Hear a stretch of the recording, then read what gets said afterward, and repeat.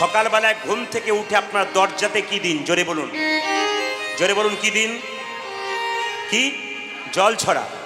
আচ্ছা, কিছু মনে করবেন না, যারা সকালবেলায় ঘুম থেকে উঠে জল ছড়া দেন, শুধু জল ছড়া আপনারা দেবেন না। কি দেবেন? আস্তে, গোবর দেবেন। তো মায়েরা, জলের সঙ্গে গোবরটা দেবেন কেন জেনে নিন। গোবরটাকে বলছে, একটা গাভীর শরীরে 33 কোটি দেবদেবী আছে, একজন জায়গা পায়নি, তার নাম হচ্ছে মা লক্ষ্মী।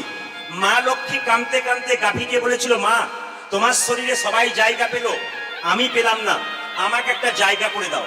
গাভী বলল, আমার তো আর জায়গা ফাঁকা নেই, একটা জায়গা ফাঁকা আছে, লক্ষ্মী তুই থাকলে থাকতে পারিস। কোন জায়গা? আমার গোবরটা। স্বয়ং মা লক্ষ্মী গোবরের মধ্যে গিয়েছিল। তাই যদি কেউ সকালবেলায় গোবর জল ছড়া দেয়, তার বাড়িতে শুধু 33 কোটি দেবদেবী নয়, মা লক্ষ্মীর আগমন হয়। একজন প্রশ্ন করেছে, আস্তে,